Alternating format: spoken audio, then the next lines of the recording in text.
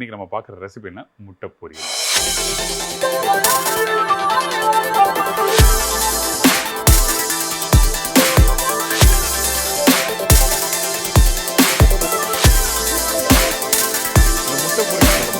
நிறைய பேர் வந்து வீட்டில் முட்டை பொடி மாஸ் பண்ணியிருப்பீங்க. எனக்கு அதே மாதிரி தான், ஆனால் கொஞ்சம் வித்தியாசங்கள் இருக்கும். இங்கே பார்த்தீங்கன்னா இடித்த பூண்டு, இடித்த வெங்காயம், கொஞ்சம் நெய்யில் போட்டு லைட்டாக வதக்கிட்டு அதுக்கப்புறம் தேங்காயெல்லாம் போட்டு பரட்டுவோம். ரொம்ப நல்லாயிருக்கும்.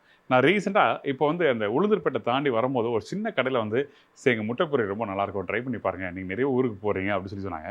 ஸோ சின்ன சின்ன கடையில் போகும்போது தான் இந்த மாதிரி ரெசிபிகள் நிறைய இருக்குது. ஸோ அப்படி எனக்கு கிடைச்ச ரெசிபி தான் இன்றைக்கி நம்ம பார்க்க போகிறோம். ரொம்ப அல்டிமேட் ரெசிபி. இந்த ரெசிபி பார்த்தீங்கன்னா நீங்கள் ரைஸோட அப்படியே பிசைஞ்சு சாப்பிடலாம். இதுக்கு குழம்பு எதுவுமே தேவையில்லை. அந்தளவுக்கு ஃபென்டாஸ்டிக் ஒரு ப்ரிப்பரேஷன் தான் பார்க்க போகிறோம். அதுக்கு முன்னாடி தேவையான பொருட்கள் பார்த்துருங்க. முட்டை பொரியல் தேவையான பொருட்கள்: முட்டை 4 நம்பர், சின்ன வெங்காயம் 10 நம்பர், துருவிய தேங்காய் 2 பத்தை, இடித்த பூண்டு 10 பல்லு, பச்சை மிளகாய் 2 நம்பர், கருவேப்பிலை தாளிப்புக்கு தேவையான அளவு, சிக்கன் கறி மசாலா பவுடர் 1/2 டீஸ்பூன், மல்லி பவுடர் 1/4 டீஸ்பூன், மிளகாய் பவுடர் சிறிதளவு, நெய் 1 டேபிள் ஸ்பூன், உப்பு தேவையான அளவு. இப்போது இந்த முட்டை பொரியல் தேவையான பொருட்கள்லாம் பார்த்துருப்பீங்க. நம்ம வீட்டில் அன்றாட யூஸ் பண்ணுற பொருள் தான், வேறு எதுவும் புதுசாக இல்லை. இங்கே பார்த்தீங்கன்னா அந்த பச்சை மிளகா, சின்ன வெங்காயம், பூண்டு, கருவேப்பிலை, கொத்தமல்லி, அப்புறம் இந்த மிளகாத்தூள், மல்லித்தூள் இது தான் யூஸ் பண்ணுறோம். இதில் வேணால் வந்து சிக்கன் மசாலா பொடி யூஸ் பண்ணுறோம். அந்த சிக்கன் மசாலா பொடி எதுக்காகனா, அதாவது சிக்கன் மசாலா சிக்கன் போட்டிருக்க மாட்டாங்க, அந்த அதுக்கு யூஸ் பண்ணுற அந்த ஸ்பைசஸ் வந்து யூஸ் பண்ணியிருப்பாங்க. அதாவது பட்டை, லவங்கம், ஏலக்காய், முழுதனியா, சீரகம், மிளகு இந்த மாதிரி பொருள் யூஸ் பண்ண தான் இந்த பொடி. இந்த பொடி எதுக்காக யூஸ் பண்ணோன்னா அந்த வாசம் நல்லா கொடுக்கும். அந்த ஒரு காரணத்துக்காக தான் நம்ம என்ன பண்ணுறோம், இந்த பொடியை யூஸ் பண்ணுறோம். இதான் விஷயம், வேறு எதுவுமே இல்லை. இந்த பொடிக்கும் கரம் மசாலாக்கும் நிறைய வித்தியாசங்கள் இருக்குது. அதனால் வந்து நீங்கள் வீட்டில் பண்ணும்போது கரம் மசாலா பொடி யூஸ் பண்ணாதீங்க. கரம் மசாலா பட்டை, லவங்கம், ஏலக்காய், கல்பாசி இதெல்லாம் வந்து ஸ்ட்ராங்கான ஒரு ஃப்ளேவர் போடுற ஸ்பைசஸ், அதாவது நல்ல வாசம் கொடுக்குற அந்த ஸ்பைசஸ் வந்து யூஸ் பண்ணக்கூடாது. இல்லை முழுதனியாக சீரகம், மிளகெல்லாம் இருக்கிறதுனால இந்த பொடி யூஸ் பண்ணுறேன். சரிங்களா? என்னடா இந்த பொடி இவ்வளோ பேர் எக்ஸ்ப்ளனேஷனாக கேட்காதீங்க, இது ரொம்ப முக்கியம். அந்த வாசம் நல்லா எடுத்து கொடுக்கும். ஏன்னா இந்த சின்ன வெங்காயத்தை இடித்து போடுறோம். அந்த இடித்து போடும்போது அந்த பொடியை வந்து லைட்டாக போட்டு பிரட்டி பண்ணும்போது ரொம்ப சூப்பராக இருக்கும். அதனால தான் நான் சொல்கிறேன். அதே டைமில் இந்த பொடிக்கு வந்து நெய்க்கும் முட்டைக்கும் நல்லா இருக்குமா அப்படி கேட்டால் கண்டிப்பாக நல்லாயிருக்கும், ஃபஸ்ட் கிளாஸாக இருக்கும். இந்த இடத்துல நெய் வேண்டாம் அப்படின்னு வச்சா நல்லெண்ணெய் ஊற்றிக்கலாம். ஆனால் ஆப்ஷன் ஃபஸ்ட்டு வந்து பார்த்திங்கன்னா நெய் மட்டும்தான், அதனால் சொல்கிறேன். அதே மாதிரி இந்த நெய்யில் வந்து பார்த்திங்கன்னா நீங்கள் கடுகு அந்த மாதிரி எதுவுமே தேவைப்படாது இந்த பொரியலுக்கு. டைரெக்டாக வந்து நெய்யை லைட்டாக மெல்ட் ஆன பிறகு நம்மக்கிட்ட இருக்க இந்த பூண்டு, இந்த சின்ன வெங்காயம் இது ரெண்டுத்தையும் ஒன்றா போட்டு வதக்க ஆரம்பிக்கிறோம். அதுக்கப்புறம் தேங்காய் போடுறோம், அதுக்கப்புறம் முட்டை போடுறோம், அவ்வளோதான். ஆனால் இந்த வெங்காயம் எப்படி வதக்குறோம், இந்த பச்சை மிளகாய் எப்படி வதக்குறோம், அது இந்த பக்குவத்தை மட்டும் புரிஞ்சுக்குங்க வீட்டில் பண்ணும்போது. இப்போ இந்த இடித்து வச்சுருக்க இந்த வெங்காயத்தை இதில் போடுறேன். வெங்காயம் நான் சொன்ன குவான்டிட்டியில் 10 வெங்காயம் இல்லை, நீங்கள் எக்ஸ்ட்ரா கூட இன்னும் ஒரு 10 வெங்காயம் போடலாம், தப்பு எதுவுமே இல்லை. எந்தளவுக்கு கொஞ்சம் வெங்காயம் கூட இருக்கோ உங்களுக்கு மென்று சாப்பிடும்போது நல்லாயிருக்கும். இப்போது இந்த வெங்காயத்தோட நான் என்ன பண்ணுறேன், இந்த இடித்து வச்சுருக்க 10 பல்லு பூண்டு இது நல்லா வாசம் கொடுக்கும். இதுக்கப்புறம் கொஞ்சம் கருவேப்பிலை. இந்த கருவேப்பிலை போட்ட பிறகு நம்ம என்ன பண்ணுறோம், ஹை ஃப்ளேம் வச்சு இதை வதக்கிறோம். ஸ்லோ குக்கிங் ப்ராசஸ் வேண்டாம். இந்த ஸ்லோ குக்கிங் ப்ராசஸ் வந்து பக்குவம் மாறும். இந்த ஸ்லோ குக்கிங் ப்ராசஸ் சொல்கிறதுனா மெதுவாக வதங்க அந்த வெங்காயம் வந்து ஸ்லோ குக்கிங் ஆகி அந்த ஸ்கின்லாம் பார்க்கும்போது அப்படி முழுசாக இருக்கும், ஆனால் உள்ளே நல்லா வெந்திருக்கும். கையில் எடுத்து பார்த்தீங்கன்னா மசிஞ்சிடும். அதுதான் ஸ்லோ குக்கிங் ப்ராசஸ். இதே ஹை ஃப்ளேம் பார்த்தீங்கன்னா எல்லாமே நல்லா வதங்கிடும், ஆனால் நேராக ஆக மசிய ஆரம்பிச்சிடும் சீக்கிரமாகவே. புரியுதுங்களா? கையில் மசிகிறதுக்கும் பேனில் வதங்கிறதுக்கும் நிறைய வித்தியாசங்கள் இருக்குது. ஸோ இப்போது இந்த வெங்காயம் இந்த பூண்டை போட்டு நெய்யில் லைட்டாக நீங்கள் அப்படி டாஸ் பண்ணும்போது கமகமான நல்லா வாசம் வரும். நீங்கள் வீட்டில் பண்ணும்போது பாருங்கள், அது இந்த பூண்டு குக் பண்ண நல்லா வரும்.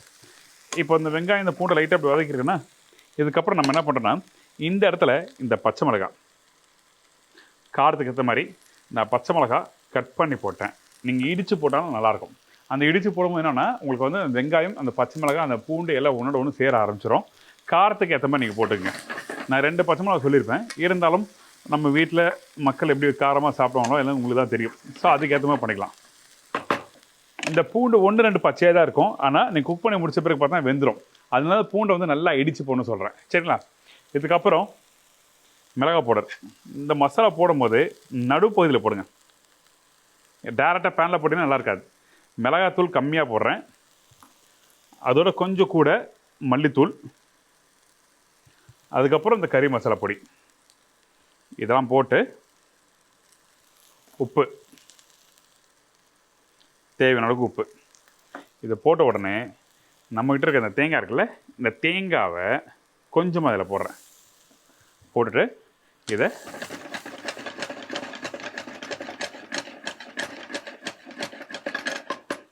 பிரட்டுறோம். கொஞ்சமாக தண்ணி. இந்த தண்ணி எதுக்காக யூஸ் பண்ணுறதுன்னா, அந்த பொடி போட்டிருக்கோம்ல, அந்த பொடி போடும்போது அந்த தேங்காய் வந்து என்னென்னா அந்த கீ எல்லாத்தையும் அப்சர்வ் பண்ண ஆரம்பிச்சிடும். அப்போ அந்த பொடி வந்து சரியாக வேக ஆரம்பிக்காது. அப்படி சரியாக வேகலைன்னா உங்களுக்கு வந்து அந்த கருகிற வாசம் வர்றதுக்கு வாய்ப்பு நிறைய இருக்கும். அப்போ கொஞ்சம் லைட்டாக அப்படி தண்ணி போட்டு டைல்யூட் பண்ணும்போது என்னன்னா உங்களுக்கு அந்த மசாலா எல்லாம் ஒன்றோட ஒன்று சேர ஆரம்பிச்சிடும், வேகவும் ஆரம்பிச்சிடும். இதான் விஷயம். பார்த்தீங்களா, இப்படி தான் இருக்கணும். இதுக்கப்புறம் நம்ம என்ன பண்ணுறோம், கடைசியாக இந்த முட்டையை 1 by 1 உடைச்சி போடுறோம்.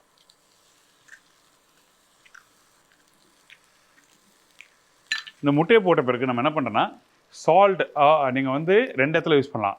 இந்த முட்டை போடுறதுக்கு முன்னாடி சால்ட்டு போடலாம், இல்லை அந்த முட்டையெல்லாம் கொஞ்சம் ஒரு 80% வெந்த பிறகு ஒன்றா சால்ட்டு போடலாம். நல்லா புரிஞ்சுங்க. இந்த மாதிரி ஸ்டேஜில் சால்ட்டு போடாதீங்க. இப்போ இது போட்ட பிறகு இப்போ இப்படி நல்லா மிக்ஸ் பண்ணுறோம். அவ்வளோதான். நம்ம நார்மலாக வீட்டில் பொடி மாஸ் பண்ணுவோம்ல, அதே பக்குவம் தான். ஆனால் இதில் வந்து அந்த பொடியெலாம் யூஸ் பண்ணியிருக்கேன், அந்த வெங்காயம், அந்த கறி மசாலா பொடியெலாம். அதே டைமில் இந்த முட்டையை குக் பண்ணும்போது நம்ம என்ன பண்ணுறோம், இந்த ரைஸோடு சாப்பிடும்போது முழுமையாக வேக வச்சிடாதீங்க. நல்லா முழுமையாக வேக வச்சுன்னா அந்த முட்டை உதிரியாக ஆகிடும். அப்படி ஆகக்கூடாது. ரைஸோட மிக்ஸ் பண்ணும்போது ஒரு 95% பக்குவத்தில் அடுப்பு விட்டு எடுத்து நீங்கள் தட்டில் மாற்றி வச்சுருங்க. ஆட்டோமேட்டிக்காக வந்து மீதி 5% வேக ஆரம்பிச்சிடும் அந்த சூடுலேயே. அதுக்கப்புறம் பார்த்தீங்கன்னா அந்த ரைஸோட போட்டு சாப்பிட்றது நல்லாயிருக்கும். ரொம்ப ட்ரையாக இருந்ததுன்னா அந்த சாதத்தோடு சாப்பிடும்போது நல்லா இருக்காது. அதான் விஷயம், வேறு எதுவுமே இல்லை. இப்போ கொஞ்சம் லைட்டாக இந்த மாதிரி லைட்டாக வேகிற டைமில் திருப்பி கொஞ்சம் தேங்காய், இந்த கொத்தமல்லி தேவையான பொருட்கள் இருக்காது. இருந்தாலும் நம்ம சவுத் இந்தியன் சமையலில் டிஃபால்ட்டாகவே கொத்தமல்லி கம்பல்சரி தேவைப்படும். ஏன்னா வாசத்துக்கு முக்கியமாக ஒரு நல்ல வாசம் கொடுக்கறது வந்து ஃப்ரெஷ் லீஃபு கொத்தமல்லி தான். அதே மாதிரி கருவேப்பிலை. அதான் விஷயம். ஒரு சூப்பரான முட்டை பொரியல் ரெடி. ட்ரை பண்ணி பாருங்கள். இது வரைக்கும் நீங்கள் பண்ணாத முட்டை பொரியல். இந்த இடத்துல முட்டை பொரியல் பண்ணும்போது பண்ணக்கூடாத விஷயம் என்ன கேட்டிங்கன்னா, இந்த இடத்துல அந்த தேங்காவை நீங்கள் ரொம்ப அதிகமாக போட்டிங்கன்னா நல்லா இருக்காது. அதனால் தேங்காய் தேவையான அளவுக்கு நான் சொன்ன குவான்டிட்டி 2 பத்தை தேங்காய் சொல்லியிருப்பேன், திருவண்ண தேங்காய். அதில் ஒரு பத்தை வந்து ஃபஸ்ட்டே போட்டாச்சு, மீதி ஒரு பத்தை வந்து இந்த இடத்துல போட்டிருக்கேன். நீங்கள் அதிகமாக போட்டிங்கன்னா உங்களுக்கு நேராக அந்த தேங்காயோட தன்மை வந்து கெட்டுப்போதுக்கு சீக்கிரமாக வாய்ப்புகள் உண்டு. அதே டைமில் அந்த தேங்காய் வந்து என்ன பண்ணால் அந்த ஸ்பைசஸ் எல்லாத்தையும் சக் பண்ணி எடுத்தால் அந்த டேஸ்ட் மாற ஆரம்பிச்சிடும். இதுதான் விஷயம். ரெடி ஆகிடுச்சு சுட சுட இந்த முட்டை பொரியல். நீங்கள் வீட்டில் ரெகுலராக பண்ணுற முட்டை பொடி மாசுக்கும் இந்த முட்டை பொடி மாசுக்கும் ஏகப்பட்ட வித்தியாசங்கள் இருக்குது. ட்ரை பண்ணி பாருங்கள். ஐம் ஷூர் டெஃபினட்டாக நீங்கள் எல்லாம் என்ஜாய் பண்ணி சாப்பிடுங்க. அந்த குக் பண்ணுற பக்குவம் சொல்லியிருக்கேன். பொடி மாசில் இவ்வளோ விஷயமா அப்படின்னா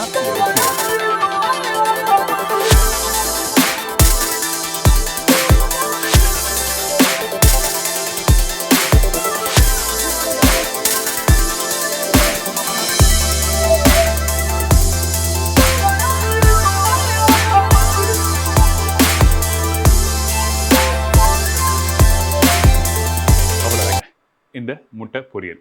இந்த முட்டை பொரியல் நீங்கள் ரெகுலராக நீங்கள் வீட்டில் பண்ணுற பக்கம் வேறு, ஆனால் இந்த பக்கம் வேறு. ஏங்கன்னா அந்த நெய்யிலே வந்து அந்த சின்ன வெங்காயம் அந்த பூண்டெல்லாம் வதக்கி சாப்பிடும்போது ரொம்ப சூப்பராக இருக்கும்.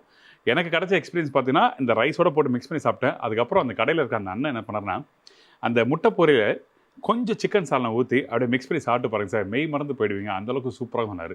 நான் சாப்பிட்டேன், வெரி குட் எக்ஸ்பீரியன்ஸ் கிடச்சிது. இன்றைக்கி இந்த முட்டை பொரியல் உங்களுக்கு எப்படி பண்ண சொல்லி கொடுத்துருங்க. ட்ரை பண்ணி பாருங்கள். ஒரு ஃபேன்டாஸ்டிக்கான ஒரு ரெசிபி. ஐம் ஷூர் டெஃபினட்டாக நீங்கள் வீட்டில் பண்ணினா அந்த பூண்டு அந்த சின்ன வெங்காயம் பல்ல படும்போது சூப்பராக அப்படி சொல்லுவீங்க. அந்தளவுக்கு ஒரு ஃபேன்டாஸ்டிக் ரெசிபி. இதே மாதிரி நான் இன்னொரு நாள் ஒரு புது ரெசிபி சந்திக்கிறேன். நன்றி, வணக்கம். C Baba, take care.